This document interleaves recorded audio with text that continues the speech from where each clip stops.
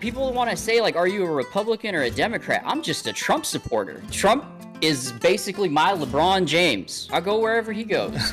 Literally, if Trump went to the Democratic Party and, ran there, I'd vote for him over there, too. You're insane. You just said that if Trump causes a recession, you're not going to abandon him. What would it take for you to abandon him? You're in a cult. I don't know, man. I am. What's the thing that they call people? A delusional Trump supporter? Is it? TDS. What's the acronym for it? TDS? I suffer from it, bro. I mean, what's there to abandon? He's not running again. He says he might. Am I just supposed to? He says he might. I'll vote for him. I will literally vote for him a third time if he does. Wait, it's against the Constitution for him to run and be elected to a third term, right? Yes. You would vote for him anyway. I know. Hey, folks, please like, comment, and subscribe, and make sure to check out my newsletter. Information is in the description. How you doing, Mr. High Indian? I'm doing great, man. We got Trump in office. I'm a huge Trump supporter, so yeah. I mean, I'm enjoying every bit of it. We only got about 3 years and 7 months, something like that. 3 years, 8 months, yeah. So a lot of time. I know you're dreading it though. Yeah, I think I really love the country, and I think that it's super suffering under his rule. I think in terms of every metric you can think of, corruption, especially, money, in terms of economics, and every conceivable metric. How this conversation started though was I had tweeted out something against Pam Bondi, the new Attorney General, something to the effect of bemoaning the fact that we're not even going to get a criminal investigation into Signalgate. And you responded and said, essentially, where were you? Where were you when Biden pardoned his own family? And basically, why are you now complaining about corruption in the Department of Justice when I guess it's your impression that I've always been in favor of corruption? No, I would not say that you're always in favor of corruption. Yeah, so I've criticized the pardons that Biden did of his own family, both of Hunter and the preemptive pardons. I actually said it was impeachable for Biden to do the preemptive pardons of his own family. I thought that was corrupt, and I said that it was impeachable, which is more than I can say for a lot of Trump people with respect to his own conduct. But here we have a specific situation, which is Pam Bondi, because of what Trump did. Trump said this is not a matter for the FBI. Pam Bondi is not even going to open a criminal investigation into the whole Signalgate situation. What do you think of that? Isn't that blatant corruption?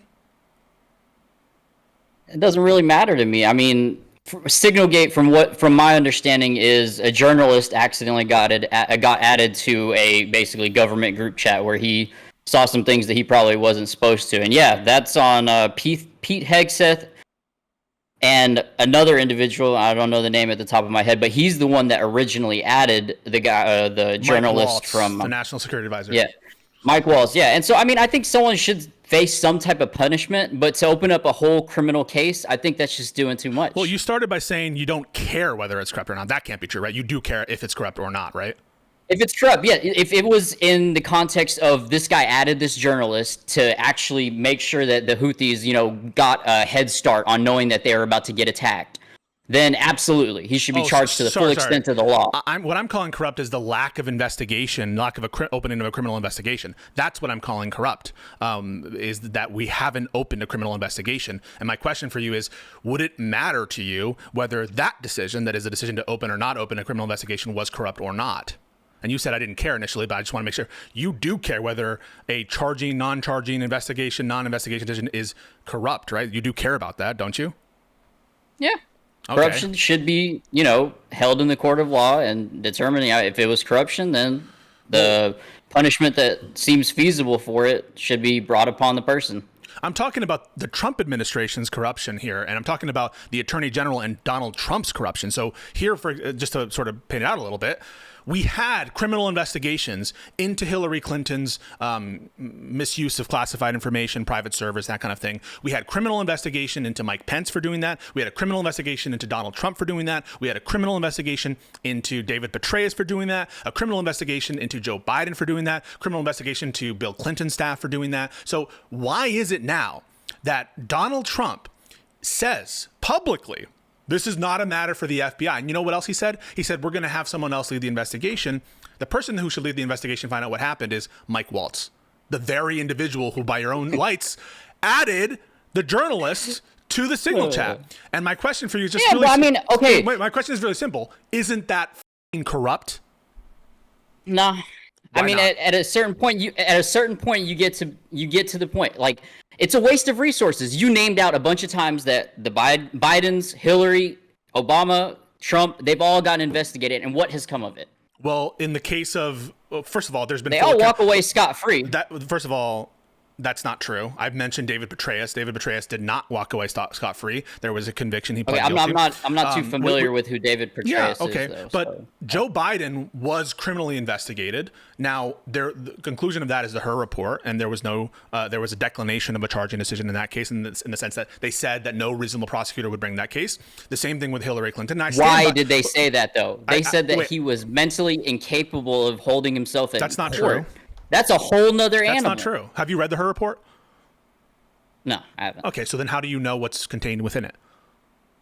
All the information that I see on Twitter. Okay, do you think that what you see on Twitter is a fair representation of the findings of the Hur report? You're going to be obviously seeing the things that are skewed conservative, and they're going to pick out the quote that, yes, there is a quote in there that says, when I was assessing, whether or not he would stand in front of a jury, we considered the fact that he would present himself as an elderly man with a forgetful memory. But that is not the major conclusion of the Hur report. The major conclusion of the Hur report is they couldn't establish the requisite elements of the Espionage Act charges that would be applicable for that decision. But you haven't even read the Hur report, and you're relying on what you think you remember from tweets. That seems f***ed up. No, I think I'm straight. Really? I mean, you're trying to represent what the findings were of Robert Hur. The entire Biden administration weaponized the DOJ to attack Trump so that he would. It's not changing the subject. One thing leads to another. So we're talking about the investigation into Joe Biden. And now you're talking about the Biden administration did vis-a-vis Trump. How is that not changing the conversation? That is changing the conversation. You're talking about why no. And then it takes us back to what we're originally arguing about. Corruption, Pam Bondi, Trump, and why the Department of Justice isn't doing anything. Yeah. Why was the Department of Justice being weaponized last administration? I think that's an absurd conclusion. But even if it was true, right? Even if it was true that the Biden administration was weaponizing justice against Trump, right? Even if it was true, you wouldn't support weaponized justice in the Trump case, right? Where has he used weaponized justice? No, I'm asking if it were the case that Joe Biden weaponized the Department of Justice under his administration, which he did. I don't believe it, and we can argue about that. But if it were true that was the case, would you therefore be in support of Trump doing the same?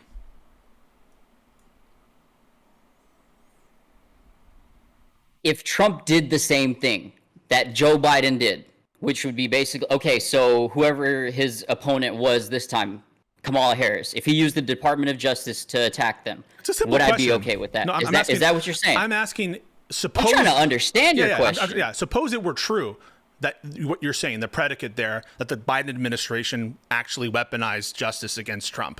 I think that that's completely preposterous. But assume for the case of this hypothetical that it were true. Would that justify Donald Trump trying to corruptly influence the Department of Justice? No, it wouldn't. Of course not. And so why don't we deal... But he hasn't done that. Okay, so let's deal with that, right? So in the case of the Signal Gate matter, why is it that the FBI is not investigating it when we had criminal investigations of every other major classified documents case going back decades? Beats me. I go back to where I said, I really don't care. I think that Signal Gate is just a big topic of conversation for Democrats that, just want to criticize Trump. You said that you do care, right? You would care if it were corrupt. You said now you're saying you don't care again. I thought we said that you would care if it was corrupt. And my question is now you're saying that I don't want to answer that question. I don't really want to talk about it. That's saying that no corruption will exist whatsoever. And what degree do you level the corruption? It's a minor inconvenience? It's majorly corruption. What is major about it? So, for example, I'll try a journalist got added to a group chat. So I'll give you the following example. Suppose that Joe Biden, after it was revealed that Hillary Clinton had classified emails. You agree with that, right? She had classified emails on a private email server, right? You agree with that? That she had in her home that was being managed by a third party.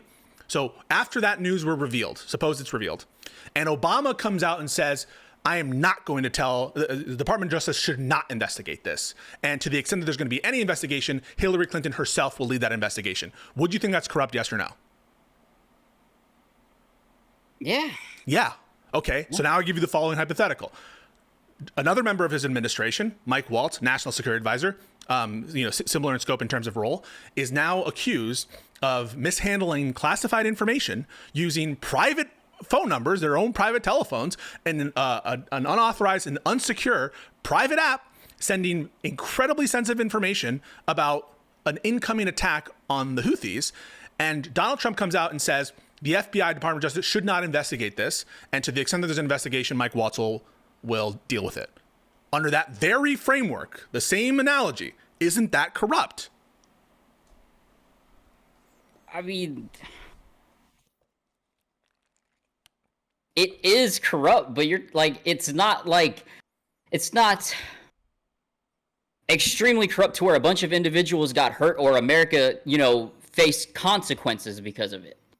I mean, the fact that I agree, but first of all, that I'm glad that the actual military individuals were not killed. I'm glad, yes, 100%, that there doesn't appear to. If there were, this would be we probably wouldn't even be having this discussion. I would be agreeing with you 100%. I would be like, this guy definitely needs to go to jail for allowing that to happen. It didn't happen though. I'm glad that there doesn't appear to be evidence that foreign actors were able to access those chats before the attack happened, but we don't have evidence of that currently. But you just said that Donald Trump corruptly influenced the Department of Justice not to have a criminal investigation into alleged crimes, which is violations of the Espionage Act, the criminal statutes against mishandling classified information, and that he used his office to prevent the Department of Justice from opening what would otherwise be completely legitimate and expected investigations.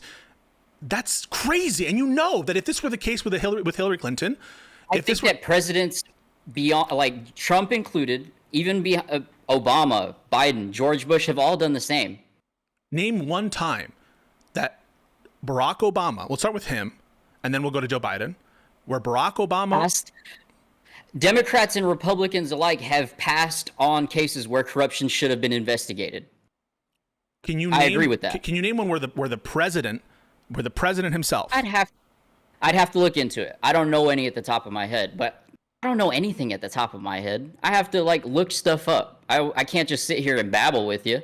Yeah, so I'll give you some examples of things that are usually brought up, right? What's usually brought up is the notion that Joe Biden influenced the Donald Trump criminal case for attempting to steal the election. That's what they allege, right?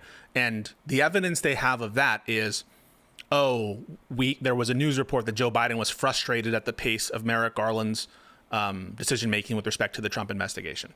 That was leaked, that he was frustrated at the pace. And conservatives lost their minds. No evidence whatsoever that Joe Biden ever talked to anyone at the Department of Justice about pursuing the case faster. No evidence that Joe Biden ever talked to Merrick Garland about that case or any other criminal case. No evidence that message was ever sent to anyone in the Department of Justice whatsoever. And conservatives lost their mind. Same thing, by the way, with the IRS, the alleged influence into the Hunter Biden situation, right? There was this allegation that improper political motive infected the Hunter Biden investigation by these IRS whistleblowers based on pure conjecture and bad, reasoning.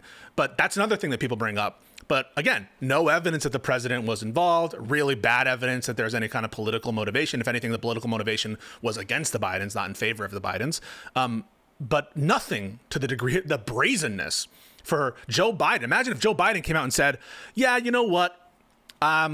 We're going to stop these investigations right now, and I'm ordering, we don't really need to do this anymore, and just cancel the Hunter Biden investigations. Now, I called him out for the corrupt pardoning of Hunter Biden, and I said it was corrupt at the time. I think it was really bad, and I'm consistent on that. But it's another level to interfere in the investigatory process for blatantly political reasons. That's a level of corruption that I have never seen since Nixon, a president do, and never to the degree that Trump has done, which is just off the scales. All right. To be fair, though, we didn't see Biden handle a lot of things that happened. It'd be rare to catch interviews with him. With Trump's presidency, it's been completely transparent, whether we like it or not. We know everything. Do Really? we not? No, we don't know everything. Yeah. No. How do we not? So for Every single decision that he makes is televised. That's not true. You talk about that is true. Okay, so how about the decision? I think it is compared to Biden. He was an absent president. Okay, what I'm willing to engage on this, but like, what does this have to do with corruption? I mean, I think it's astounding that you could say that Donald Trump corruptly influenced the DOJ. And what's your conclusion from that? Like, I think it's insane that you think politicians aren't corrupt and they get away with it. This has happened forever. This has happened for a very long time, that politicians are corrupt. And who elects the head of the Department of Justice every time they come into office? the president appoints the head of the Department of Justice. So usually their agendas are aligned. In like general terms, in terms of their enforcement priorities, for example, Biden made it an enforcement priority to engage in antitrust action. So the Department of Justice, there's an antitrust division in the Department of Justice, and so there's like an on-high message from Biden. Hey, this really matters to me. Another thing that they were wanting to do is address the fentanyl. Antitrust did they like? What antitrust did they actually effectively take to court? Yeah, so they brought cases. The Trump administration is trying to stop them down, but they brought cases, I think, against Facebook, against Google. They're major. You should not contest the notion that the Biden administration was taking major antitrust action, both of the Department of Justice in terms of the filing their lawsuits. And there's, statutes that, the Clayton Antitrust Act, I think the Sherman Antitrust Act. These are statutes that gives cause of action for the government to sue. And then additionally, with the Federal Trade Commission, Lena Khan at the head of that was taking antitrust actions as well. And so that's an example of where the president leads in terms of the general policy of enforcement. This is what I want to see. Another example is fentanyl. The Biden administration made it a priority to do these kinds of big case fentanyl cases, and to bring also some of these kind of counter espionage cases with respect to Russian, Iranian influence, that kind of thing. So those are all examples of the president influencing the Department of Justice, which obviously he's the head of the executive branch, but not involving himself for political reasons in individual cases. That's fucked up. And Trump is broadcasting. You call it transparency, but I call it blatant in-your-face corruption. At least this example, that hey, we're not going to investigate this because I don't think it's criminal. When it's obviously his reasoning is, he doesn't want an embarrassment. He doesn't want Signalgate to last. And so he bucks the precedent of always having a criminal investigation of these major classified information situations. And he just completely pulls the legs underneath the Attorney General. Well, really, the Attorney General is kind of beholden to Trump. She's a stooge of Trump. And they're together laughing. And you know what the Attorney General says in a press conference? In a brazenly political fashion, she starts talking about Hillary Clinton. Go talk to Hillary Clinton in her private email server. Well, you dumb motherfucker, there was a humongous criminal investigation into Hillary Clinton that arguably scuttled her entire presidential campaign, where James Comey was at the head of it. It's a famous, and not only were there criminal investigations into Hillary Clinton that were reinitiated at the end of October in 2016, but there was also Inspector General investigations into the investigations themselves. So there was a wide amount of transparency into the actual reasoning and decision making of the people in charge of those investigations. We will never get that transparency from this administration. We will never have a criminal investigation into the Signalgate matter. When you said, I'm glad that no one died, there have been huge consequences from what happened in Signalgate. One, there's revelations that Mike Waltz is apparently doing these chats across different crises. There's like 20 plus Signal group chats that he is also, his private Venmo thing is like publicly available, that there was like way more breaches than just this one instance. Boomers don't know how to use technology. So there's an ongoing risk, right? There's an ongoing risk. And you say we did not sacrifice, no one died, but we actually don't know the full scope of the potential leaks until there's an investigation into it, until we know what happened, right? Until we have some kind of findings about what occurred and make sure it didn't happen again. And so it is a very risky situation, and we've lost a lot of credibility among our allies in terms of trading intelligence when they know that we're talking shit about them. That's one thing, but that we're using these kind of very unsecure platforms. Yeah, I'll give it to you. I completely agree with you. An investigation should be done. Whether one happens or not, I really don't care, though. I don't, like, genuinely. And Okay. it's not to be like brazen, or it's just being honest. Like, you know, he should be investigated 100%. He f***ed up. He should not have added a journalist. What's even crazier is he added a journalist on the opposite side. Yeah, that's what you care about. No, I think it's crazy. I think the guy's even stupider. Like, why would you add someone from the other side into the chat? They're lying to our face. You know, Mike Waltz is on Laura Ingraham, who is very favorable to administration, and he's like, oh, what happened? You know how you have contacts sometimes and they kind of get funneled into different contacts? He's making no sense, dude. He's like talking out of his ass about like, we got to find out who did this, who added this guy. I mean, I have no idea who added it. Maybe there was another J, like blatantly lying to our face. The administration, like no one buys it. That's the reason. The only reason it's died right now, I think, is because of the tariff situation, but it stuck out in people's heads. If you look at the search terms for the Signalgate, they were through the roof, and actually Signal, people cared about it because it was so emblematic of an administration that cannot admit when it's wrong. They have a right to care, and yeah, you're right. They should admit it. They messed up, but I mean, they kind of did. We made an oopsie. But they did. They said they made a mistake. They said they made. They tried to blame Goldberg.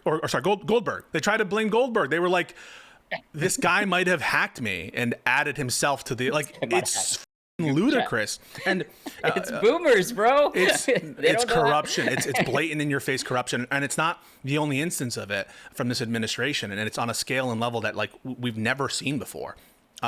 Just the brazen political statements that Pam Bondi is making, like attacking a former presidential candidate in terms of like just openly making political remarks about it. Merrick Garland would never do that shit. And you guys cried and cried about Merrick Garland. I mean, can you point to a single thing that's comparable from the Democratic administrations? And then lying in court filings, you know, you can read these judicial opinions where they don't sound all the charges from June. They dropped all these charges after he won the presidency, right? Yes. I think it was a witch hunt to try to prevent him from becoming president in the first place. Why do you think that? Because they obviously did not want Trump winning at all costs. Full stop. They reversed precedent in New York to try to reason that Donald Trump is yes, they did. Name the precedent that they reversed. Which precedent did they reverse? I'm not too familiar with New York law. I'm over here in Texas, but the statute of limitations on sexual assault, I'm not sure what year it is, but I thought, or at least that's what I had read, that they turned it back so that way they could bring charges on Donald Trump. You think Trump was charged for sexual assault? Was. Yes or no? Do you think Trump was charged with sexual assault? No, not charged. He's a felon because why is he a felon? Why is Donald Trump a felon? Well, no, I just want to do you think he was charged with sexual assault? No. Okay. So then what you said about the sexual assault, statute of limitations, that's not correct. That can't be correct, right? Because you don't think that he was charged with that. Okay, my only question, and I could be wrong, I'm not saying I'm right. Did they not reverse precedent on any type of law to try to attack Donald Trump? No, they didn't. No. Okay, that's something that people that I see sometimes you repost. They say shit like that, but they're lying. There's no and they can't. Okay, there's misinformation. There's misinformation on the internet, and I will fall for some of it. That's gonna happen. Like either way. So I'll look into it. Though. I'll make sure. What they're talking about when they talk about the statute of limitations is they're talking about a couple issues. One issue is, so he was indicted for falsification of business records. And there's no overturning of precedent. The statute, the literal law of New York says, this is the statute of limitations for misdemeanor falsification. And this is the statute of limitation for felony falsification. And so they picked a felony falsification of records statute because that's what he did. And so there's no overturning of precedent. There's no changing the law. They use a law which has two different statutes of limitations. one for misdemeanors and one for felonies. And at no point can any reasonable person call that overturning precedent. That's just applying the law as it exists in New York. Okay. So, I mean, like, people will say things like they charged him because they wanted him not to win the election. But that to me just... I'd still believe that, though. Yeah, You're talking about a man that has never had a criminal record, never gotten, charged with any crimes up until he became president. Beloved by nearly the entire world, including Hollywood, New York, everyone, up until he became president. Why is that evidence that he was charged to stop him from winning the election? Why bring it up while he's running into election? Why not bring it up during his first presidency or before the presidency? Well, first of all, some of the criminal conduct from the New York case occurred while he was running for office. And then once he became the president, there were actually a lot of fights that they had to have during his administration that went up to the Supreme Court about the right for them to subpoena records. So there actually were criminal investigations into Trump during his administration. For example, the Mueller investigation was a criminal investigation into Trump. Ultimately, they were slowed down because Trump was the sitting president. And so they were limited in what they were able to find. And they were delayed by Trump's own litigation. For one other example is his tax returns, right? The New York prosecutors, Cyrus Vance Jr., at the time, wanted to get Trump's tax returns in order to do his criminal investigation at the time, related to a lot of the conduct that occurred while he was running for office. And there's a case that went up to the Supreme Court called Cyrus Vance Jr. versus Mazars or Trump. And those cases got funneled along. And so it was taking a while. And so why do a lot of the charging decisions happen after he's president? One is a lot of the criminal conduct didn't occur until the final weeks of his administration. That is, the attempt to obstruct the certification of the vote and to steal the 2020 election. That didn't occur until the end of the administration, so he can't be charged with that before. The mishandling of classified information, that didn't occur until the transition and shortly afterwards, and the obstruction of justice. And so obviously you can't charge that before it happens. And then the case of the falsification of business records, I just explained to you, they were stopped in getting a lot of their information that they needed to finish their criminal investigation until after the actual end of his administration. And then when that was done, they continued their investigation, especially when the Department of Justice indicated that they weren't going to charge Trump for the the FEC violations.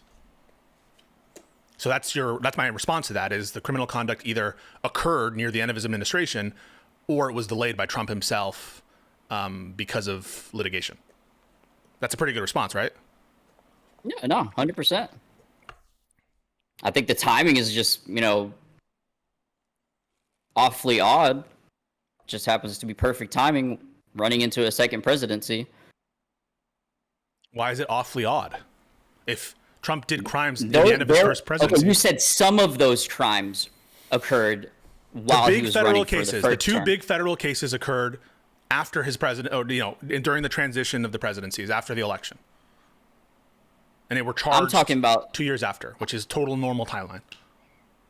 I'm talking about the falsified business records. Right. That conduct started at the end of right near the start of the election in like October, and then the falsifications actually. No, you just said that was. You said that they occurred. Some of the during conduct his I said, first right? run for office. Some of the conduct, right? So this is what happened. Do you know about the case?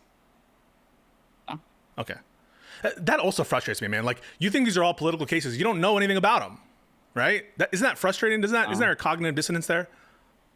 No, because I'm not trying to say that I know everything about anything. Like, but you claim it's corrupt. Okay, no, it's the same thing with taxes. It's crazy how, Donald Trump, taxes or tariffs aren't mentioned at all. No one knows anything about them. And then just magically after Trump decides to announce that he's going to start tariff countries, everyone seems to have an economics degree and they know exactly what tariffs do and they know exactly why they're bad and why we shouldn't have them. Bro, we've had this discourse has been going on for years now. Trump has been talking about these tariffs for years and years and years. And They have not been a major topic of discussion until now. been. They absolutely have been.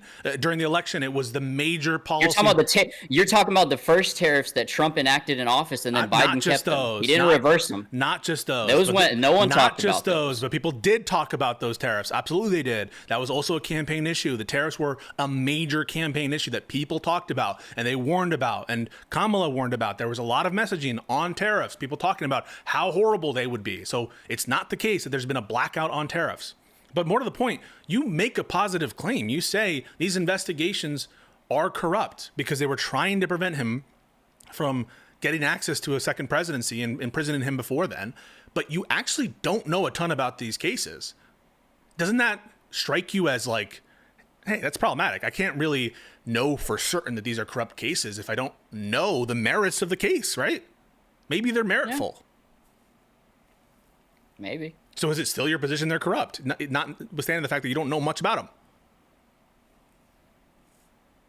Ask the question again, like, what do you mean in full context? So you started this conversation by saying these criminal matters into Trump are corrupt.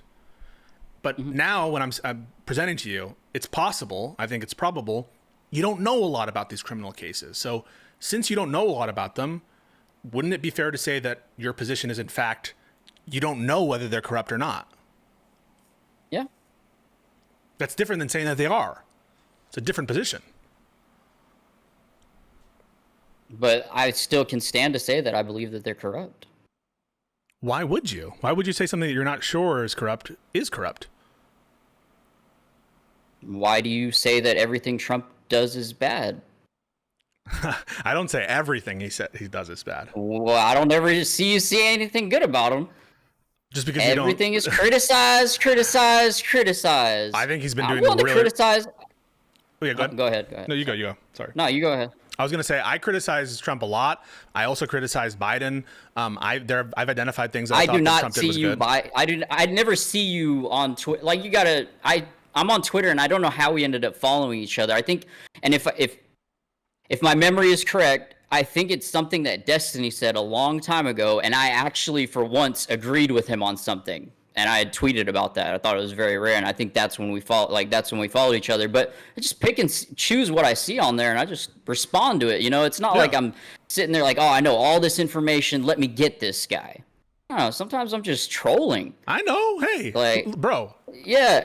It's the art of the troll. People sometimes. ask me like, people want to say like, are you a Republican or a Democrat? I'm just a Trump supporter. Like, Trump is basically my LeBron James. Are you big LBJ fan?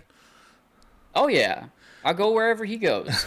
Literally, if Trump went to the Democratic Party and, ran there, I'd vote for him over there, too. You think LBJ is the GOAT over Jordan? Yeah, 100%. All day. You see the songs? You seen the songs that they make for him? They're not doing that for MJ. What do you think about the bubble ring? Asterisks or not?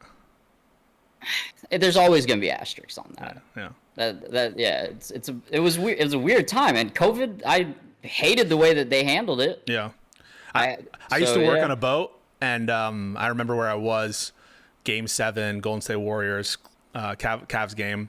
One of the most insane games I've ever seen when Kyrie hit that three, like that go-ahead three. I mean, LBJ's a big dem though. That doesn't bother you though, right? Because he's just... I know he is, but like, hey, okay. And this is where I will criticize my party. Like, Megyn Kelly, whenever she said that thing, shut up and dribble, about LeBron James, I lost it. You didn't like that? I think that, we're in America. Like, anyone, you do not need to be qualified to speak on politics. I don't care if you're wrong, dumb, whatever. If you want to talk about politics, go ahead, especially when you have a platform like LeBron James. Yeah. So, and I know he's a huge dem, but, he has the right to be. Everyone does. Yeah. But can I ask about that art right behind you, under your LeBron? This thing right here? Yeah. One of my friends painted it and gave it to me. I think it has something to do with D&D, but I've never played D&D before. Oh, is that like his group, his party, maybe? Yeah, I think so. Yeah. Very cool. I thought it was cool, so I just put it up there, with the other stuff. I don't think you should be saying that things are corrupt unless you know they're corrupt. I know that people talk about a lot of these cases and say that they're I don't corrupt. say I know they're corrupt. I say I think they're corrupt. Okay. And I'm allowed to think that. You are allowed to think that. Yeah. You definitely are allowed to think it. 100%. Yeah, man. I try to be civil. Like, I know what you mean. I have a frustration with conservatives or Republicans, as you will. All those people, Benny Johnson, Miles and Chong. It's like they get a script every morning on what they're supposed to be upset about. I see it. Wait, Trust me. did you see motherfucker today? Benny Johnson goes, "It doesn't matter if you lose money." Did you see him say that? That was dumb. That was 100% dumb. I agree with tariffs, and I think that the stock market should be like tanking. That's my opinion.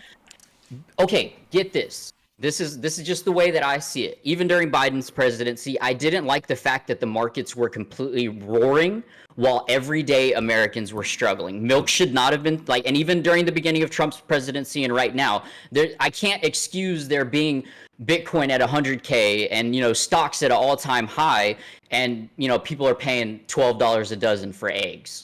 It just does not seem balanced to me. If people in the stock market and Wall Street are eating and they're making bank, then so should middle class America. And so there has to be a reckoning of some sorts. So yeah, but the stocks, the stocks aren't just for rich people. I mean, the stocks, people, for example, have retail pensions. investors like myself. Or you're talking about the 401k. Yeah, pensioners, but it's also beyond that, right? Like the stock market is also, it's not a perfect proxy. You're right? It's not a perfect proxy for the economic conditions for the average Joe. I'm not saying that it is, but we never want to see the markets tanking. I just played a clip from Portnoy. He's out to sea. He's cooked. But Portnoy said, at a bare minimum, he said, we don't want the market to be like being destroyed.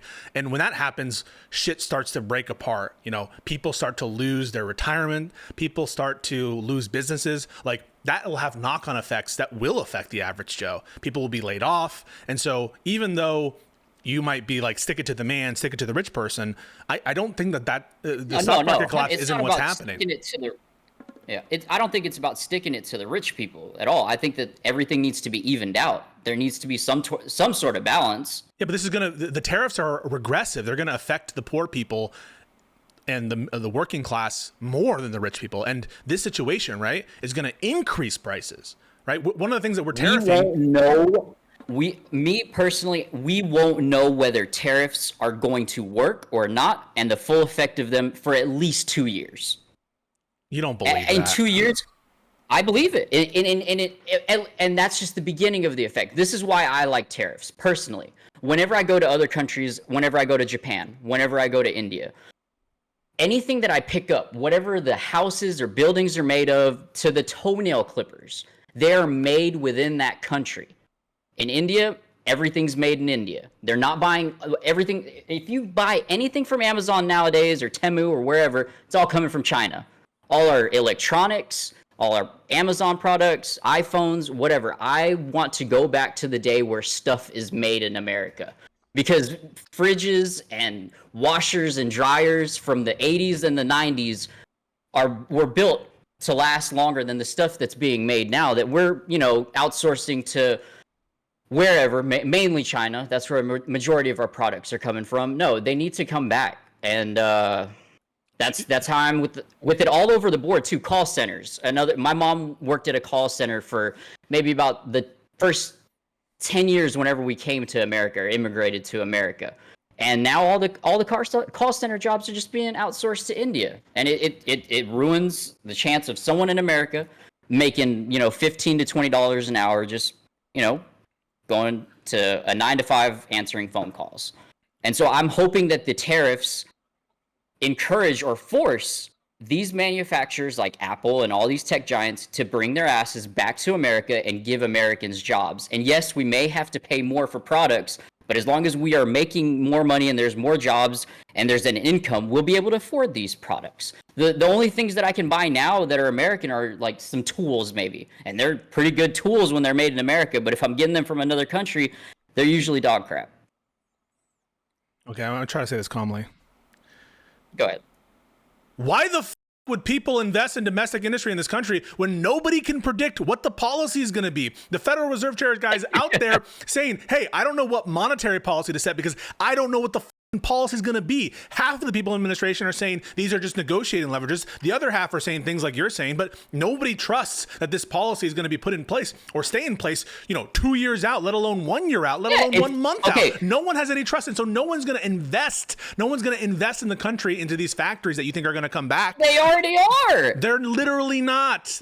Manufacturing jobs have been going down. Well, Biden brought a lot of them back, but the reason why we're shifting away from manufacturing, Biden allowed the sale. Biden allowed the sale of U.S. steel to Japan, something that was the backbone of this country. Wait, sales of steel to Japan?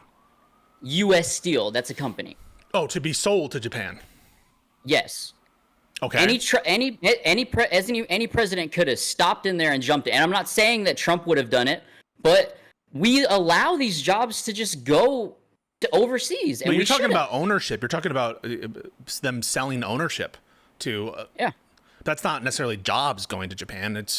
Would be ownership of the business that exists in America. At least a couple thousand people manufacturing jobs are done. They have being laid off right now. Manufacturing jobs are being laid off right now over the tariffs. Where? All my homies are putting up sheetrock every day. They got more work than ever. Their houses and subdivisions manufacturing. Being built.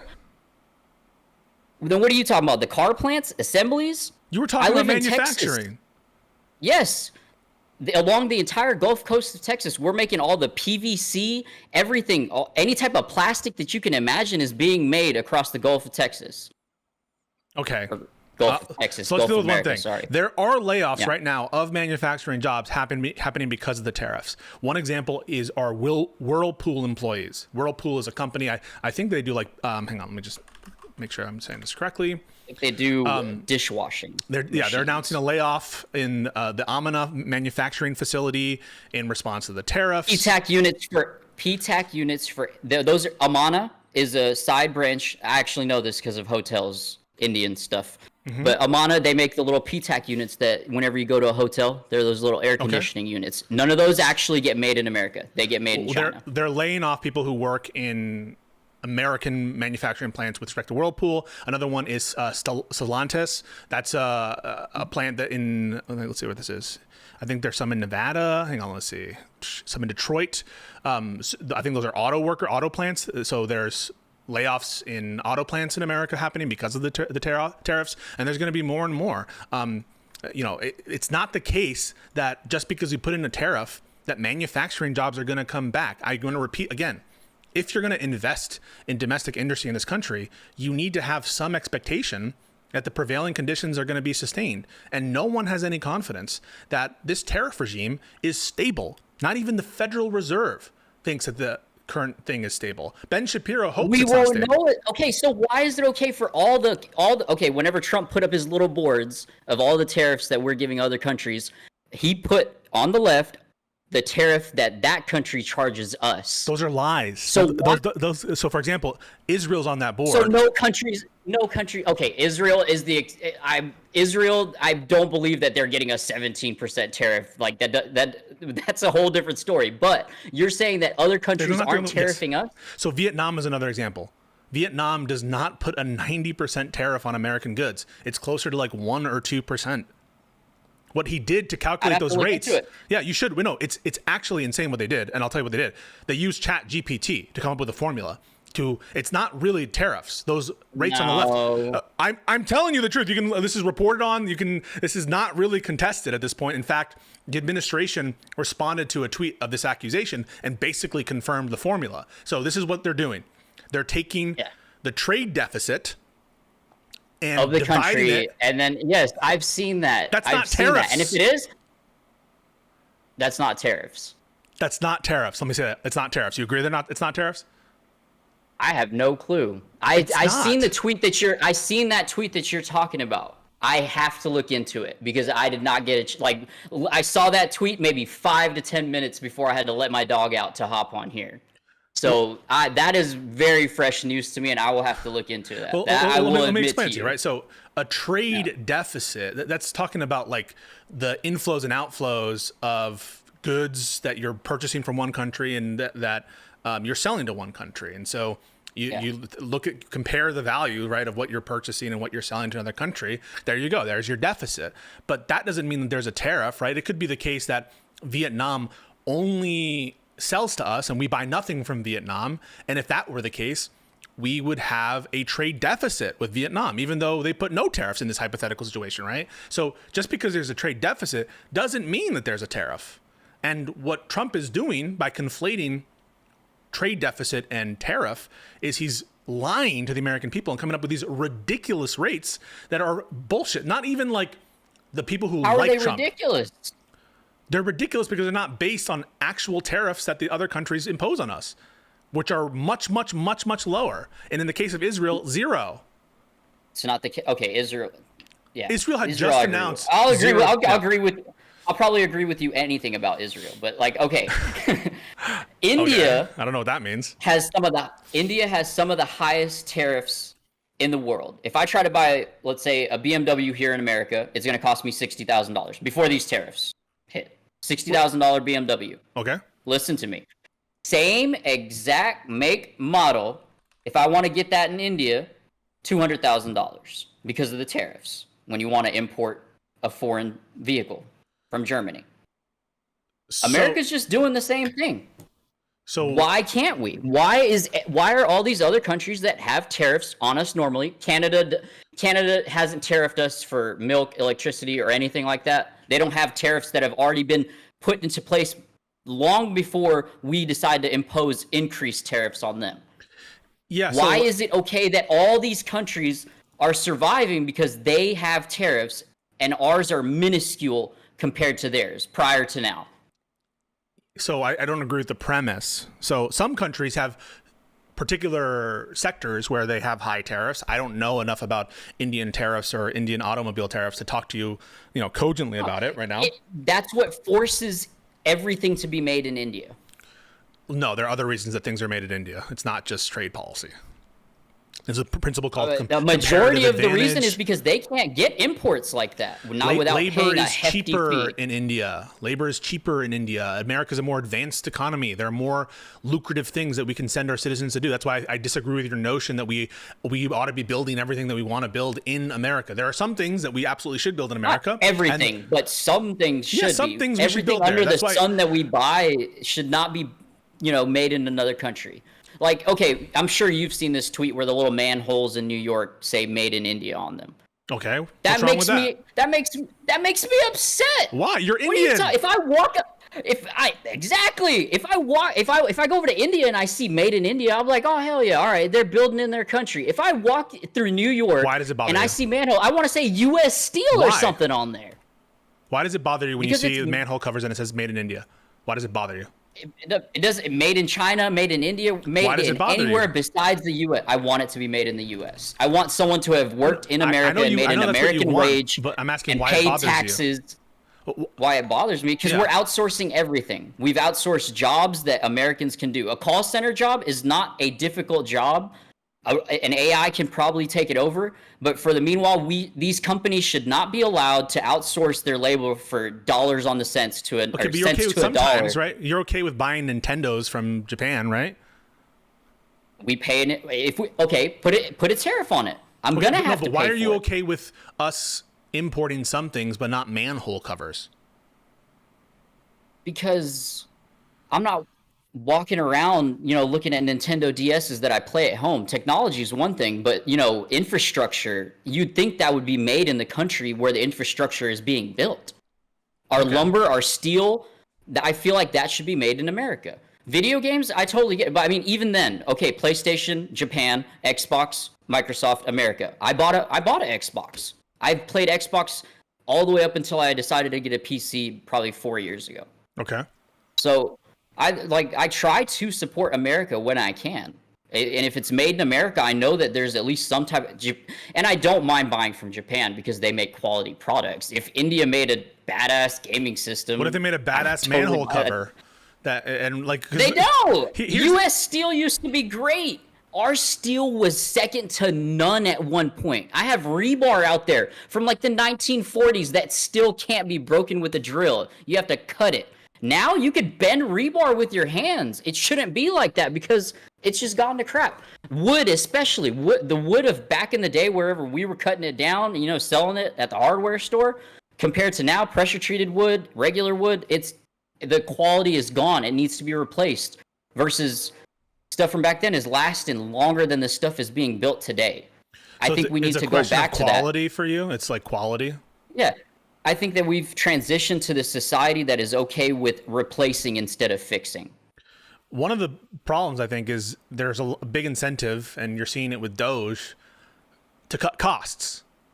And so on the one hand, you have all these MAGA Republicans saying, hey, we really need to cut costs and we need to make government be more efficient. But at the same time, we should be paying more for things like manhole covers and for our food in order to subsidize domestic industry. And on the one hand, like we love free market. If it brings in jobs, yes, affordable wages. But do you want Americans to be working these kind of manual labor manufacturing jobs if they're not as lucrative up until there's no point in doing it? If we're going to transition to a society where AI and robots are doing it, yes, we're already doing that. Then of course they should. I think it's better to have a specialized economy where it hasn't happened yet, though. We're still transitioning to there, and we probably will get there sooner than expected. But for the time being, and I'll go back to the call center thing because I'm trying to start a movement. But call center jobs, why is it that when I have to call DirecTV or something, I can't just get connected to a single mother or something here in the States that's getting a decent wage? They don't want to do that job. They do. They 100% do. There's people working in fast food that would love to sit in a call center where it's air conditioning and all they have to do is deal with people on the phone from 9 to 5. That's it. It's a simple job, but it pays the bills. And these companies think that they can go overseas and, pay for cheap labor. And I think it's wrong. Well, I don't think we have an employment problem in this country, do you? An employment problem? No, there's work everywhere. Yeah, unemployment's super, super low. Mm-hmm. So what's the issue? It feels like people are employed. You want them working in call centers in America? Yeah, I feel like there should be an excess of jobs. There's nothing wrong with that. It's not like we don't need there can't be any call centers in America. All of them should be outsourced. I don't know that all of them should be outsourced, but why not let the free market decide that? I thought the free market is more efficient at allocating production and resources. And that was the thing that we were sold by Republicans, that the free market is so efficient and we don't need the government to pick and choose winners. And so why they did that back in the day? Yes, they are one of the reasons that those manhole covers are in the made in India ones are in. Can you explain? Did you fall in a sewer? What happened? No, listen. I was about to agree with you for a second. Go for it. Yeah, look, the reason that New York has manhole covers that are made in India is because of Republicans, because of union busting.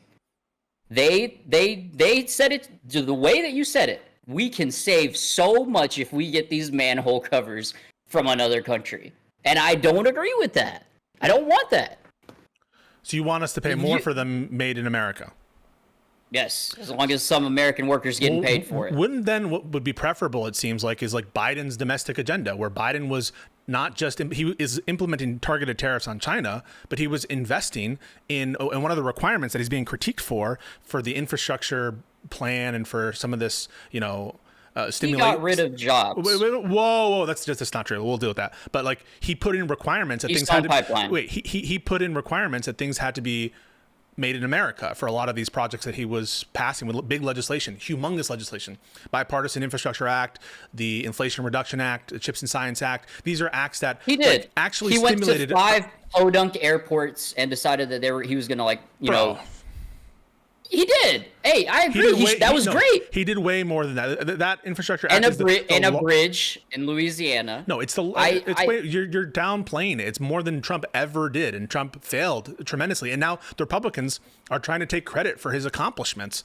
with respect to the Infrastructure Act. And he was also very pro-union. He was actually, endowing the National Labor Relations Board with fighters who are going to fight for workers. And now Trump is gutting the NLRB, making it so that it can't function. Now Trump is not being pro-union. He's, blatantly attacking the unions in many cases. Biden was actually implementing pro-labor, pro-union policies. He was able to get, for the auto workers, I believe it's for the auto workers, for the Teamsters, I think, increases on their pensions and overtime stuff, like humongous wins for labor that is not recognized. What did you? Teamsters? Yeah, so if you look up Biden Teamsters pension. What is a Teamster? These are people who, travel and deliver stuff, right? Teamsters. Oh, okay. All right. Let me just make sure I'm not lying about that. Yeah, I'm about to say if it was trying to help drivers, out automakers, that'd be cool. But all the automakers are having to leave to Mexico. No, what I'm That's trying where all to say these is Dodge Rams and Fords are getting made. Biden was someone who was embracing not traditional neoliberalism, right, which is this kind of more free market oriented. It was kind of a pull back from the Reaganite policies, from the Clinton-esque policies, and he was embracing pro-union, pro-domestic manufacturing, pro-investment in America, and not doing these crazy tariffs that are going to be costly to manufacturing, be costly to the American worker, and are not going to pay off. And what we should have done is double down on Biden's pro-growth and pro-domestic production agenda that dealt with investment and not in this kind of like weird tariff strategy that's only going to hurt everybody. We're going to see whether it hurts everybody. I'm not going to disagree with you. I'm not going to say that tariffs are automatically going to work because I don't think that we'll see the full effects for them for a while. I mean, if there's a recession, yesterday when he went, exactly. If we jump into a recession, then we'll know. Oh, okay, yeah, tariffs. JP Morgan is predicting a recession right now. We'll see. Any headline can make news right now. I mean, even yesterday, whenever he announced the tariffs, everything took a dive, but crypto bounced back today, of all things. So, I mean, we'll see how it goes. You could be right. I could be right. We could both be wrong somehow. How could we both be wrong?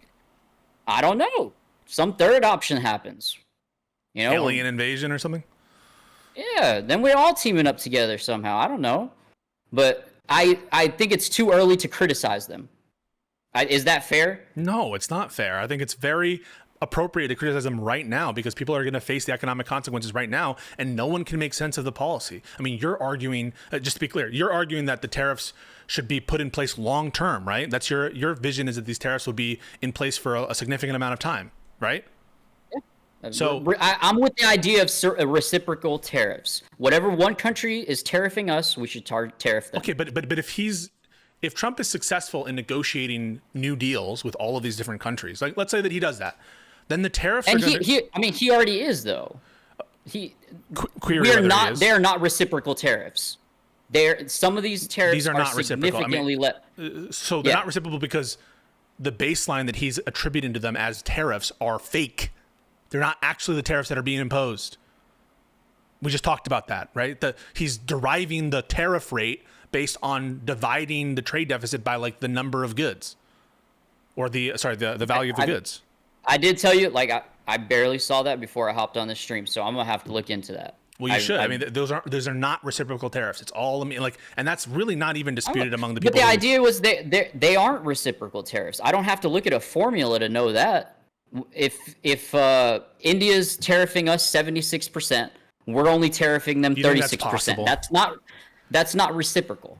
You think that India is possibly charging us at like an effective tariff rate of 76%? It's high. It's definitely high.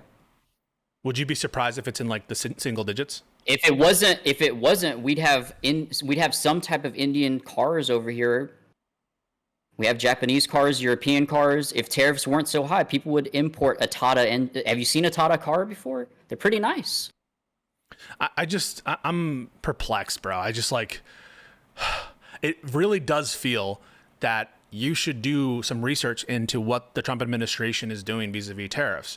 And it's not the case that the numbers that they're proposing are the actual tariffs rates that we're You're basing that off something you saw today.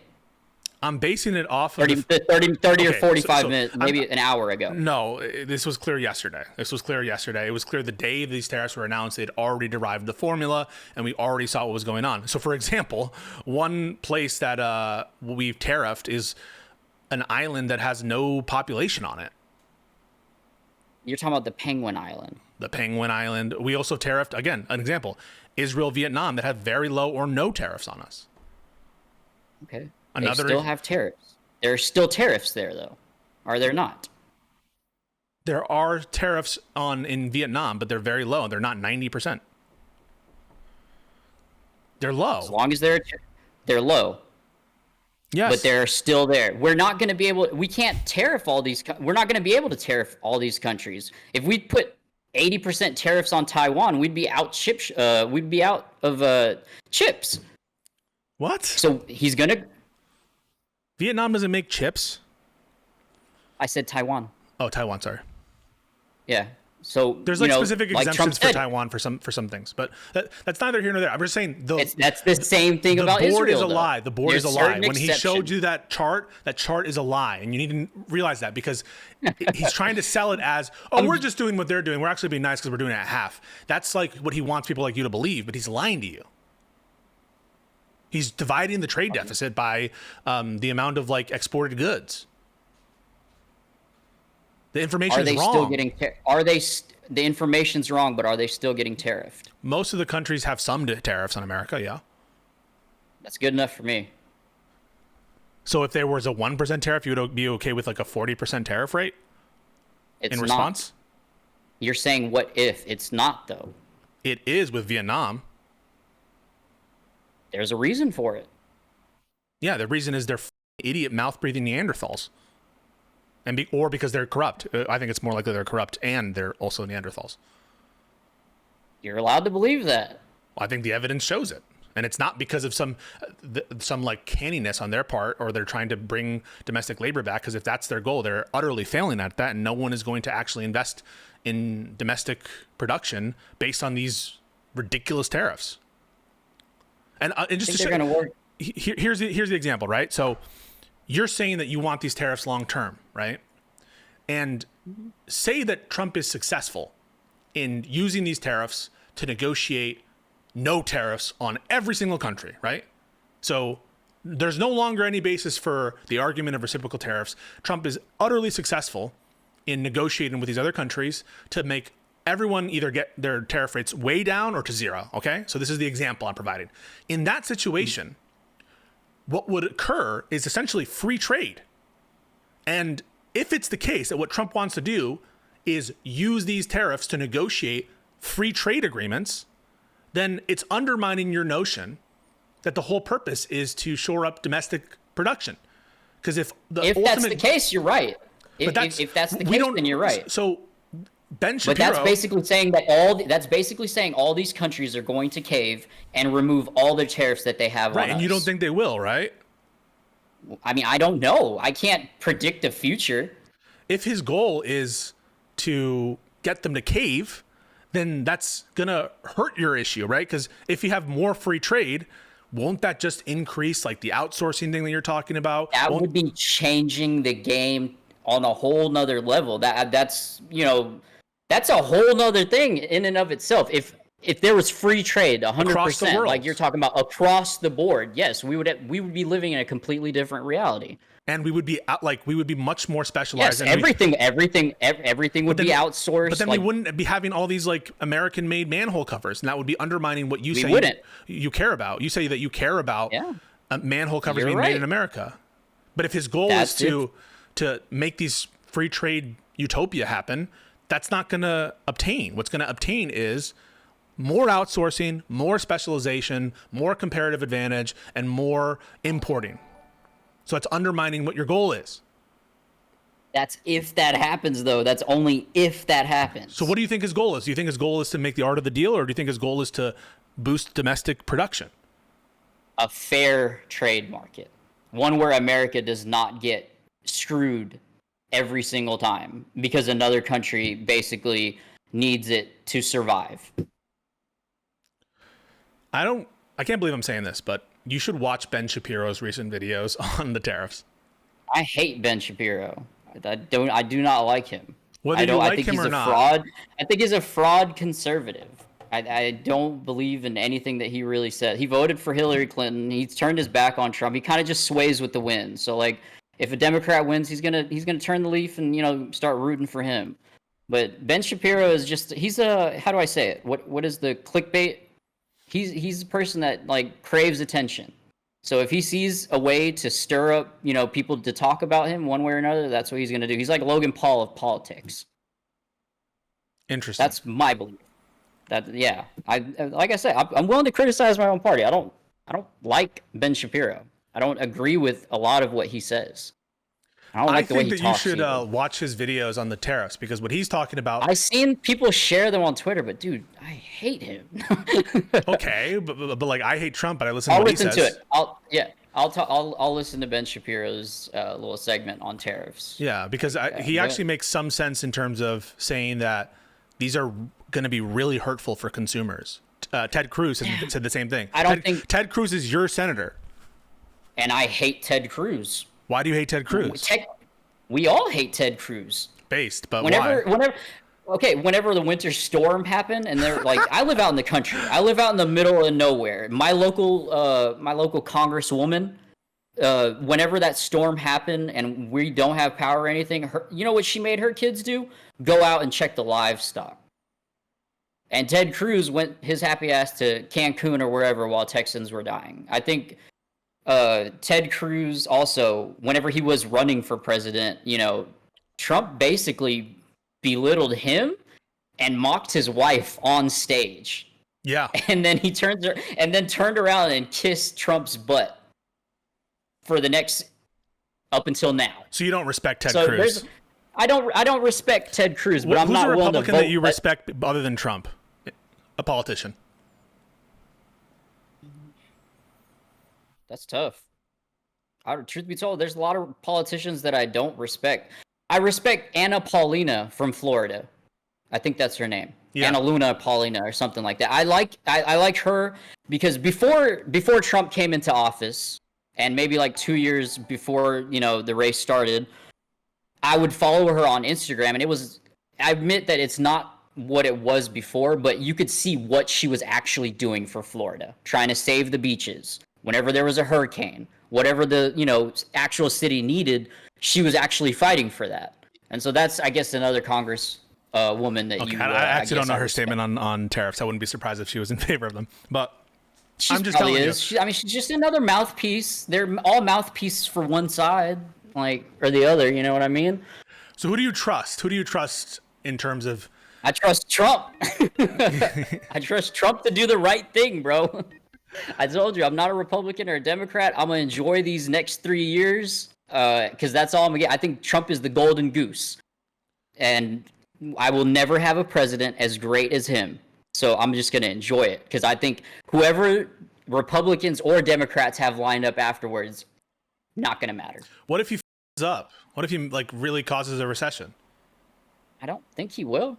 What if he does? And if he does, I'm a person that I don't know if you've looked into me, but I basically got my social media following because of crypto. I was in 2021, I got big into NFTs and made TikToks and stuff like that. And I forgot where my train of thought was. What were we talking about? Hold on. What were we talking about? What if there's a recession? Are you going to abandon Trump? Recession. Yeah, there you go. Okay, so I came into crypto and all that. So if there's ever a recession or a bear market, I get excited about those things because you get to buy stocks for cheap. So yes, while everyone's complaining about the stock market, caving or crypto caving, whenever the price goes down, that's an opportunity for us retail and regular people to actually start buying. So if Trump, the economy won't make you abandon him, what would make you abandon him? What would make me abandon? You just LeBron, bro. You just said, even if Trump messes the economy up, I consider that like an opportunity, and so I wouldn't abandon him for that. So it wouldn't be messing up the economy. I do think that we're going to go through.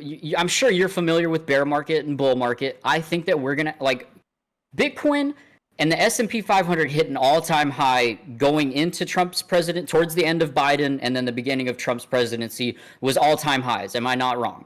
And the market can't just keep going up. It Stonks go has up. to dip. Stonks go up.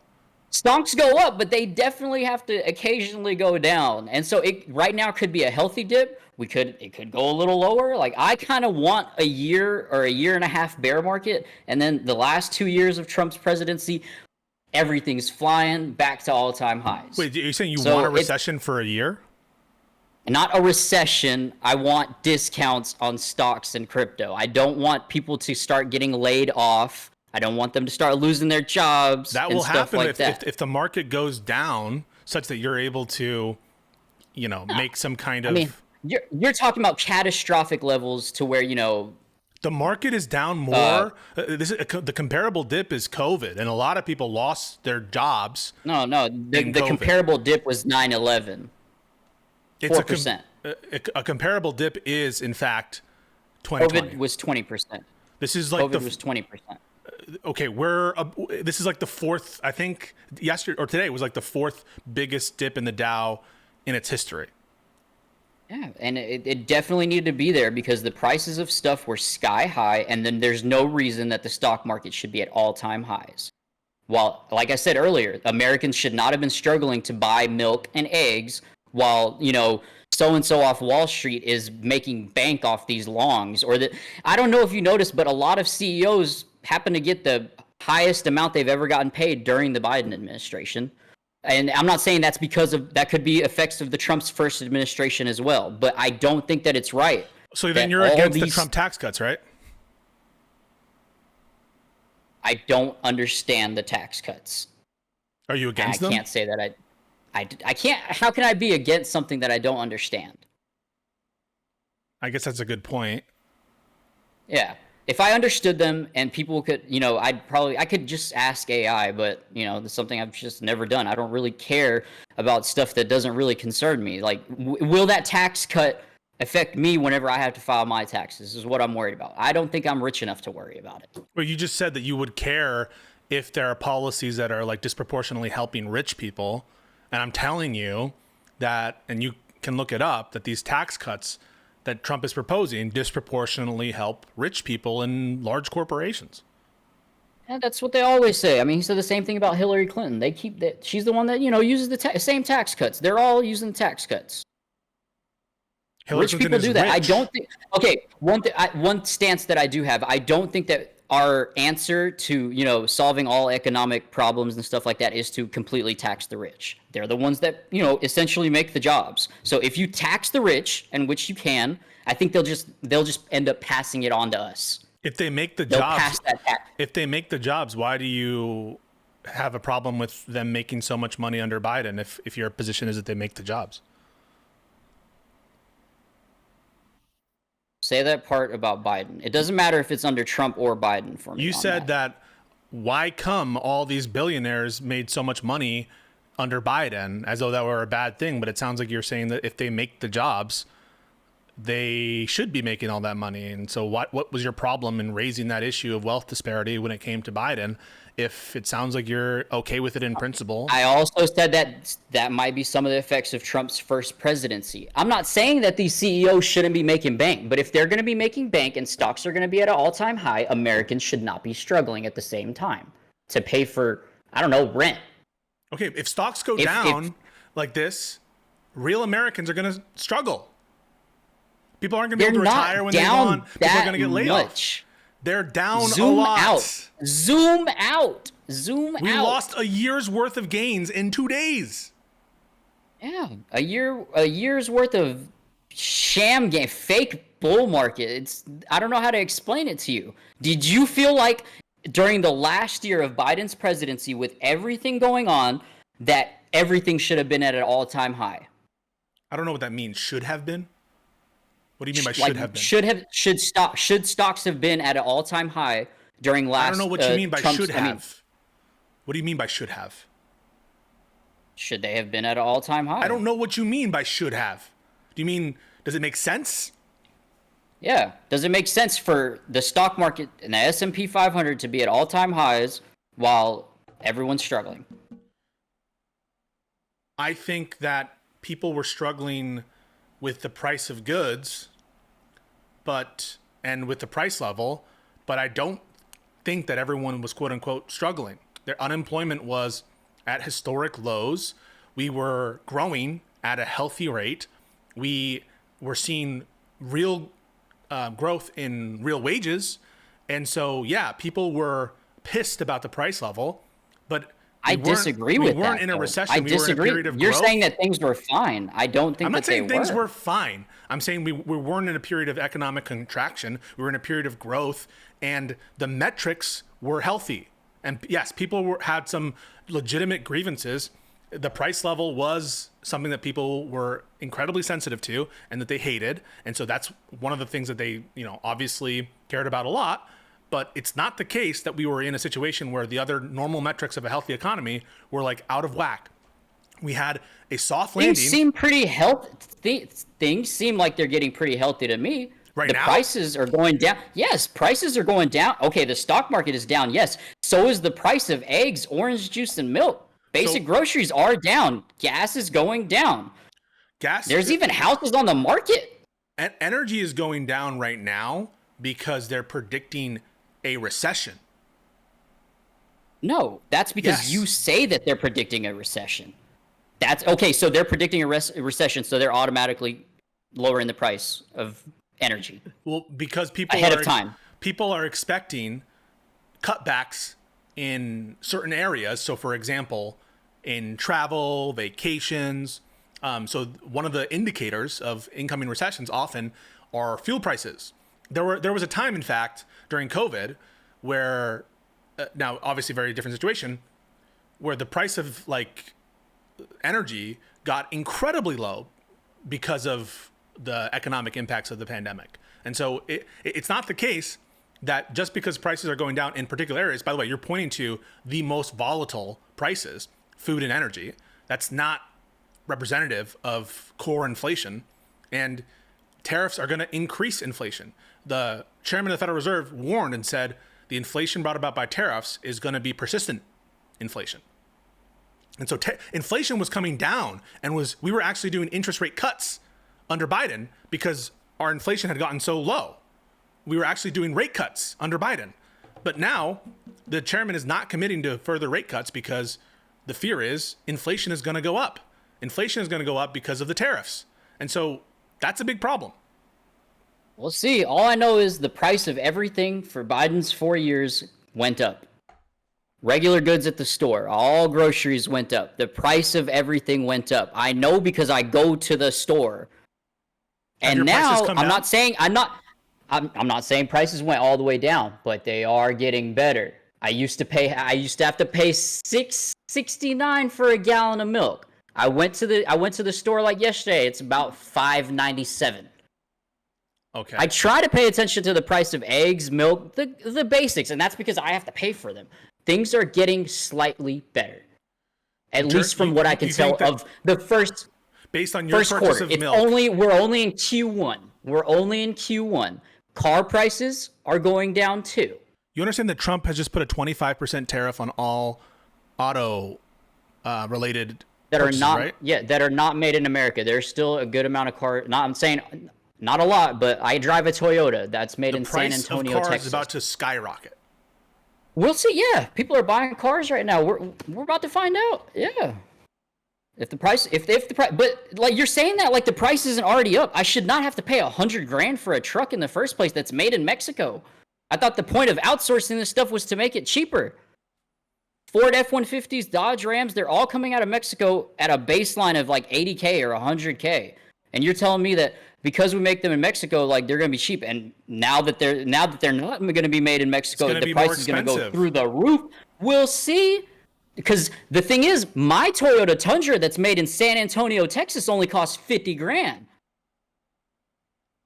Why are the American auto plants laying people off? Because they're outsourcing everything to other countries. No, because they're cutting back production. Because there's going to be a fucking recession. You're saying that after Q1. We're not even into Q2 of the first year. I think it's too early to call anything. Okay.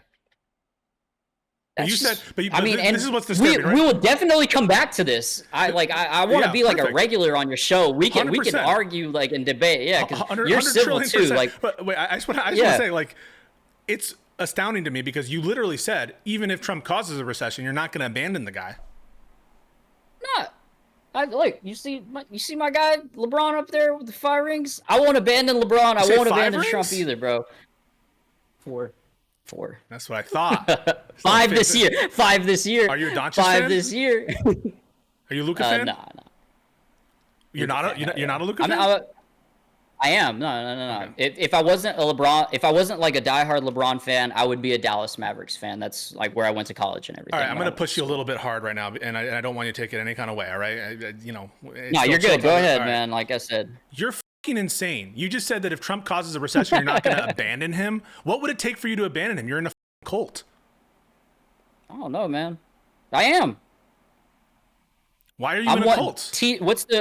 What's the thing that they call people? Delusional Trump supporter? Is it TDS. What's the acronym for it? TDS. I suffer from it, bro. Why are you in a cult? You know you're in a cult? I don't know that I didn't know that I was in a cult. Everyone seems to keep telling me that I'm in a cult. But I'm asking you what it would take for you to like abandon Trump. Like if he your wife? Okay, I would want to kill someone for doing that. But okay, what would on a political level? Yeah, what would it take for Trump to do? He would have to get us into an unnecessary war, so and where like a war actual American troops. Iran. Okay, I have strong feelings about Iran that were prior to Trump. I think that Iran used to be this beautiful mecca of education and just civilization. And I think that after the Islamic Revolution, I think that they have digressed and went way backwards. And I don't think that anything good comes from Iran. So if Trump starts a war, personally, if Trump starts a war with Iran, I do not want to see American troops go to war with any country. I don't. 100%. Full stop. That would make me criticize Trump and be like, hey, would it make you abandon him if he starts a war with Iran? I mean, what's there to abandon? He's not running again. He says he might. Am I just supposed to? Huh? He says he might. I'll vote for him. I will literally vote for him a third time if he does. But wait, it's against the Constitution for him to run and be elected to a third term, right? Yes. You would vote for him anyway. I know. I would vote for it. If he was on the ballot, I'm voting for Trump. I don't think you understand this. Do you care about the Constitution? I do. What do you value more, the Constitution or Donald Trump? The Constitution, man. Come on. We're trying to give you these, then why would you vote for someone if you knew it violated the Constitution? I don't know, man. TDS. What did you call it? Trump derangement syndrome is like something that people yell at liberals about. Well, I'm gonna coin it. I'm a diehard Trump supporter. I don't know what to tell you. Are you trolling me? I can't tell. I'm not trolling you. I'm not trolling. I promise I'm not trolling you, bro. I've gotten to the point where, I've been a Trump supporter for a while, and I started off as a Trump supporter on TikTok, where I got the most heat from it. I almost got expelled from my college, because I was making these videos just supporting Trump. It's gotten to the point where I don't bother, arguing. People are wanting to get, like you said, I'm not very well informed on a lot of these topics. I kind of just talk out the butt sometimes, but that's what it's gotten to, because no matter what, even if you make a solid point, the left is just, going to ignore it or not even accept it. That's how it's been most of the time. Do you find that you've lost some relationships because of your support for Trump? Nah. Not really? Most of the friends that I made, because most of the friends that I made, I still have a lot of friends, like me and you, dude. Mm-hmm. Besides our difference in politics, tell me we wouldn't be able to go out, have a beer, and have a good time. I think we would, but I'm totally floored that minus all the politics. Listen. I've had drinks with Trump supporters. I know Trump supporters. I used to be a bartender. Yeah. There were other bartenders who were Trump supporters, and barbacks who are Trump supporters, and we would argue and shit. So I totally get that. I understand that. I'm not someone who's unable to maintain friendships with people who think very differently. But what I'm telling you is, it's disturbing for you to be Trump could do horrible things. He could start a recession, and he could run for a third term, even though it's against the Constitution. I would still vote for him. And the only thing that maybe would cause me not to vote for him is if he started a ground war that involved the commitment specifically of American troops. That's like the one condition. That's fair criticism. That is a wildish take, but that is my take. I think you're trolling me. I don't know. I'm not trolling you. No, I'm not. I don't know how to explain that to you. I started off as a liberal. I voted for Beto like back when he first took his first L. Like I used to be a liberal. What happened? I voted for Hillary Clinton. Yeah, the first Trump presidency, I voted for Hillary Clinton. Thought Trump was the devil. And what I don't changed? know, I went through 4 years. I went through 4 years of Trump, and I was like, this is not that bad. Like, I think that, you know, the left was freaking out, and whenever I wasn't even full Trump supporter at that point, but anytime I made a statement, I was like, hey, I kind of actually agree with this. This seems like, you know, a reasonable idea. I would, you know, it's like I voted for the man when I didn't at the time. But, you know, kind of that, and the disdain that the left has is like, you're not, you know, left enough. You're not, you know, you're not enough of a Democrat. That just makes you want to run away. And, you know, the Democratic Party has a history of that. They've ran out. You know, Elon Musk was on y'all's side, ran away. Tulsi Gabbard. 2 candidates that I would have gladly voted for in 2020. Tulsi Gabbard's when I lost it. That was my breaking point. Whenever Tulsi Gabbard was, you know, a candidate, along with everybody else, yeah, I lost my mind when it was Joe Biden, because even at that point, before he became president, I thought that his brain was mush. I was like, this guy can't sit up there. He can't even have a debate. I don't think that he should be the candidate. And I think that there were other candidates that were perfectly qualified. I would have voted for Tulsi Gabbard. I don't know if I would have voted for RFK. Would you vote His for voice Bernie? Freaks me out. No. I think Bernie hates immigrants, and I'm an immigrant. Okay, now I know you're trolling me. I'm not. Bernie Sanders is the reason that a lot... Okay, George Bush, 2006, 2007, tried to pass an immigration act that would have gotten a lot of immigrants, mainly the parents of people that are on DACA right now. They would have gotten citizenship. Bernie Sanders and his goon of Democrats did not want a base of immigrant voters that were about to vote for Republicans. Okay, you're definitely trolling me, bro. No, okay. Trump's first presidency, did he not make the offer that if you gave them the money for the border wall, they would have given every single person on DACA a pathway to citizenship? Is that not true? Not exactly true. But no, that is 100% no, it's true. not exactly true. There's one thing that I do know a little about. It's immigration, because I went through the system. Okay, so and I know a lot about immigration, and I know that you're not exactly right. So what you're talking about is a proposed deal that was considered by Trump and the Democrats, saying we'll give you border wall funding in exchange for DACA, Dreamers, and that was initially going to happen, or at least there were serious talks about it. And when the MAGA base heard about it, they lost their minds, and Trump put in a poison pill related to asylum and other things to kill it, essentially. And so there was never a tenable deal that could have happened. But regardless of that, regardless of that, I just want to tell you why I think that you're trolling me. You just said you dislike Bernie because he hates immigrants. You love Trump. Yeah. What do you think about Trump's immigration Trump policy? has made it clear that he likes the people that are on DACA. He has even said that he wants to get a pathway to citizenship for them. There are more immigrants. First of all, Trump tried to rescind DACA. You're aware of that? Yeah, because it's dumb. DACA has put people in a legal loophole. They can't become citizens, yet they can't. They are stuck. They have to renew their card. DACA people. He was trying to rescind their protection. No. He tried to do you can go find videos of. He can go find videos of him. He literally tried saying to do that he wants a pathway to citizenship for them. Yes, because DACA at the time needed to be ended because there were already enough DACA recipients. You guys just want to add more and more to the list to people that can't get citizenship. No, he tried to rescind DACA for everybody. No, let's add more. He tried to rescind DACA for everybody. Do you deny that? No, I do deny that. Okay, it went to the Supreme Court. You're aware of that? No? Nope. All right, so I'll bring up the case. It's called Department of Homeland Security versus Regents of University of California. I'm sending you the Wikipedia page. Here, I'm reading from it. DACA was established in 2012 under President Barack Obama to allow children brought into the United States without proper immigration authorization to defer deportation and maintain good behavior to receive a work permit. Such children were also called dreamers. On his election, President Donald Trump vowed to end DACA, and the DHS rescinded the program in June 2017. Yes. They needed to end DACA. You can't just keep putting people on DACA when the people that are already on it for years don't have a pathway to citizenship. That's stupid. So he was going to rescind the protection of the people in DACA and make them deportable. No. No. What do you mean no? That's not what it's saying. That's him trying to end DACA. That doesn't mean we're going to deport the people that are already here on DACA. Why would you, if you're ending DACA, then no one's here on DACA. They will get a pathway to citizenship. Trump has made it clear. Go look up I have to send you a YouTube video or something. He does not want to deport people on DACA. Then why did he rescind DACA? Then why did he rescind DACA?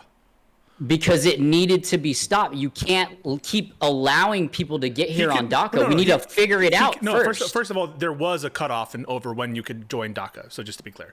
So you're wrong about that. But also he could just say, hey, here's the cutoff on DACA. Why did he try to rescind the whole program instead of just imposing a cutoff?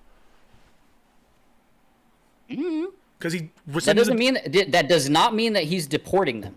Why would he rescind the legal protection from deportation that the DACA kids have if he didn't intend to deport them?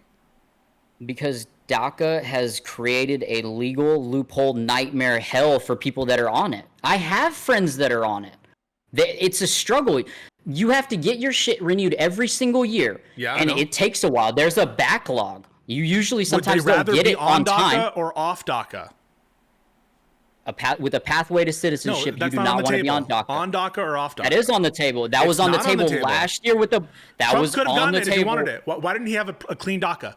They didn't want to give him. They did not want to. They fought him against the border wall and then let 500,000 people through the next year. The Dreamer Act has, like, if you poll it, it's like 70+% approval in America.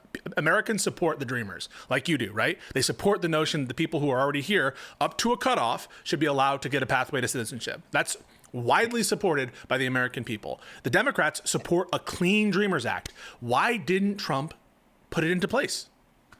A clean Dreamers Act. You're talking about continuing it, though. There's no cap off.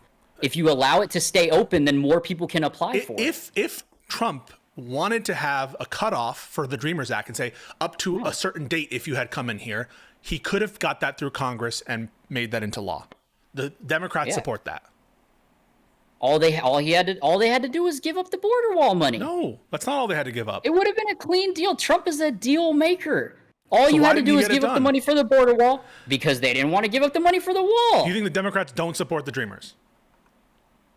Even though they instituted DACA? I think that they're interested in who they vote for.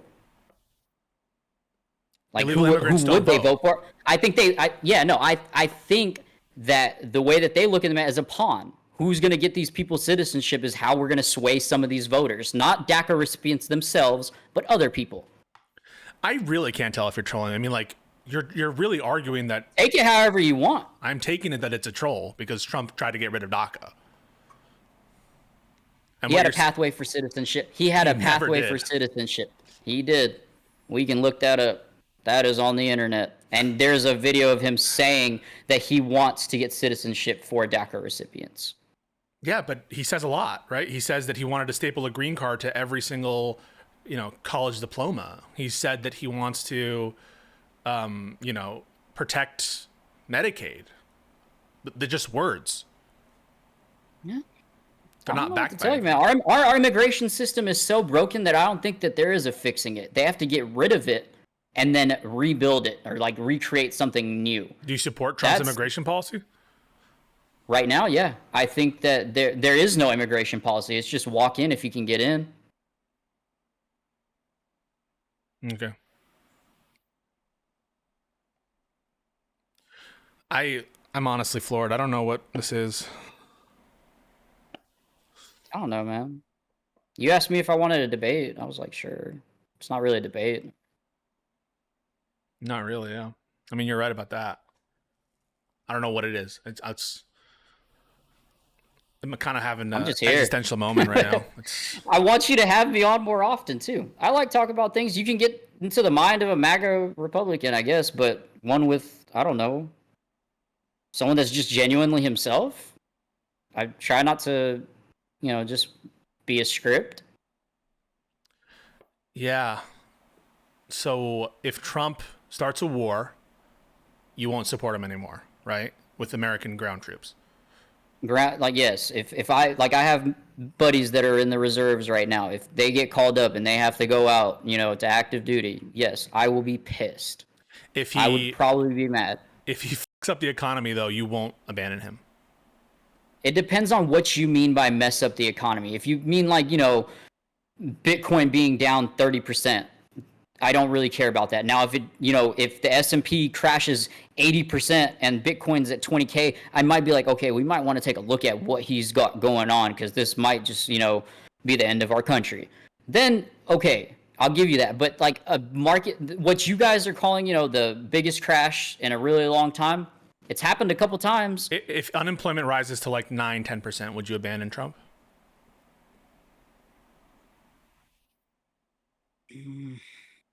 Past 2 years, yeah. Okay. If we're in Trump's third term and unemployment is really, then I would obviously have to criticize Trump. I'd be like, hey, what you're doing isn't working. Say that I'm not a Trump supporter anymore. That's tough, man. That's tough. You didn't agree with everything Joe Biden did, correct? But you're still a Biden supporter, yeah, though. But there are things that Biden could have done. There are things that Biden could have done that would have made him lose my support. So if Biden, for example, so he did nothing at all to make me not support him. Yeah. Generally. Yeah. No, in general, I thought I did a great job. I think that's crazy. Why? He opened up the borders. He just let people fly in. That's a lie. It's not a lie. I live in Texas. There was no border while he was president. Then why'd they deport so many people? Why did who deport so many people? Biden's Department of Homeland Security. They got to make... The thing is, you know who they deported? They didn't deport new people coming into the country. They deported people that have been here for a while. Yeah. They certainly did deport people who had new arrivals. For example, under Title 42, those are the people who were like given no procedures. And then afterwards, when he closed the border in 2024, something I think was illegal. So there weren't bus loads of immigrants being shipped from Texas to New York and Chicago. You said that Biden wanted them to come. Yes. He opened the gate. He had no border security. Why is it that during Biden's presidency we had so many crossings, and during Trump's presidency it's been minuscule? Well, there's still some crossings. There's still people trying to get across, yes. I have a couple answers to that. So one is, I think both Biden and Trump have done illegal things at the border. For example, they've closed off all asylum for people who cross the border. And that, I think, is illegal. I think it's resulted in decrease in border crossings, for sure. But I also think it's against the law. And so both Biden and Trump bear responsibility. And I think that Trump has, used military in, I think, an inappropriate fashion at the border. And additionally, I think that... Trump. It was an emergency. It was a national emergency, though.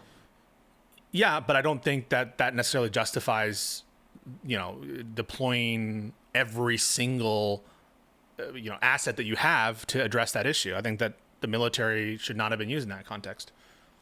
But regardless, I can point to different reasons why that happened. I think a lot of it's illegal action. I think some of it's illegal executive action by Trump. Some of it's illegal executive action by Biden near the end of his term in terms of closing the asylum. And then some of these, internal destabilizations within the countries like Haiti, that caused a big influx of immigrants during that period of time during the Biden administration.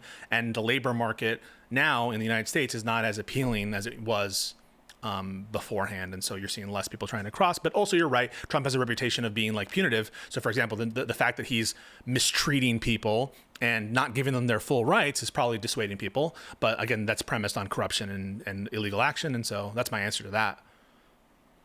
I think the border should be closed completely, full stop, until we can figure out what to do with people that are here in the United States. People on DACA, people that have been here for 30 years. Why did you say that you didn't like Bernie because he's anti-immigrant?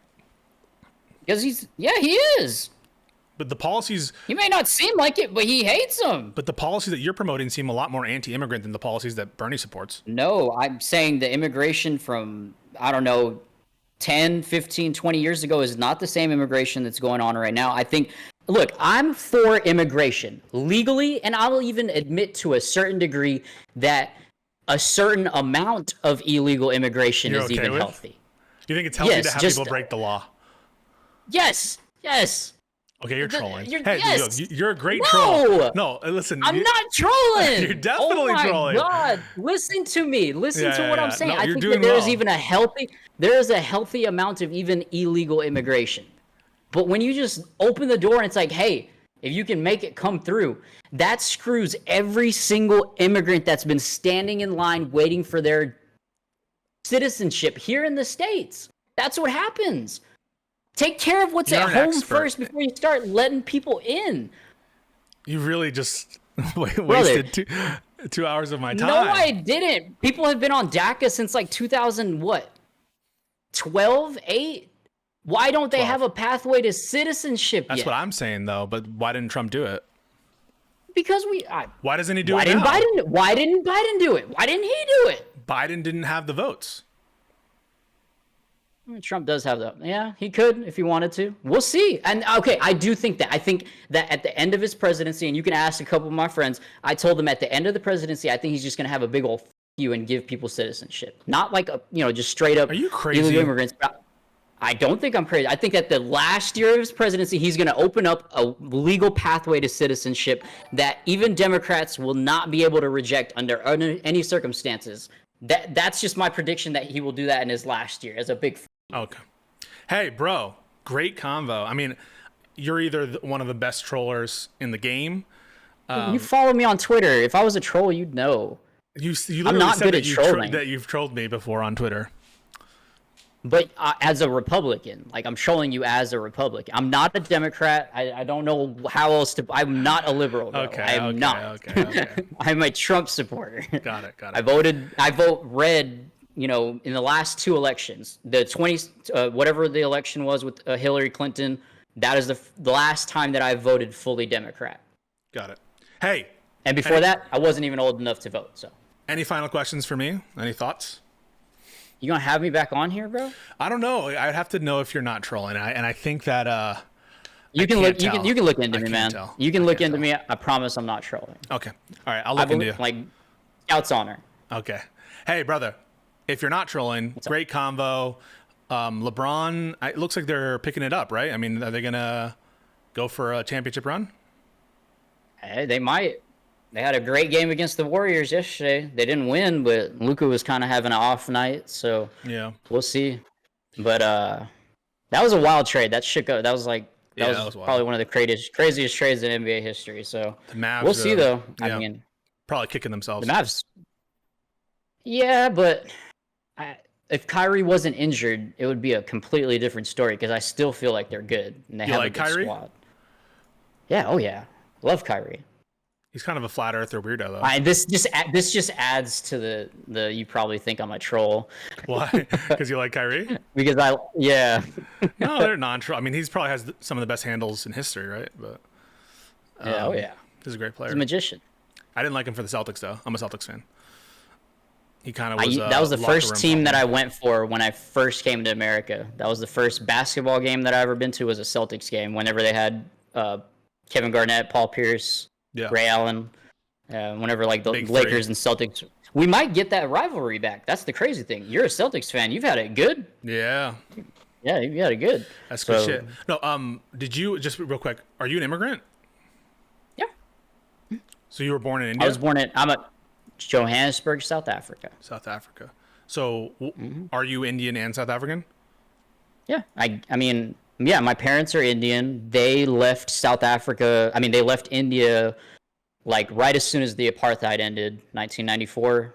I was born in 1994, stayed in South Africa till about 1999, and then came to America. Landed in JFK, New York, and then hauled ass to Texas.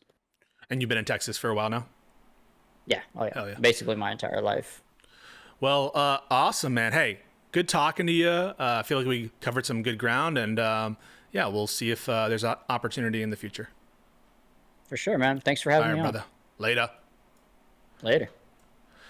Guys, I honestly can't tell. I truly cannot tell. I can't tell, folks. I really can't tell. It's either one of the best trolls there's ever been, or I feel really scared for the country.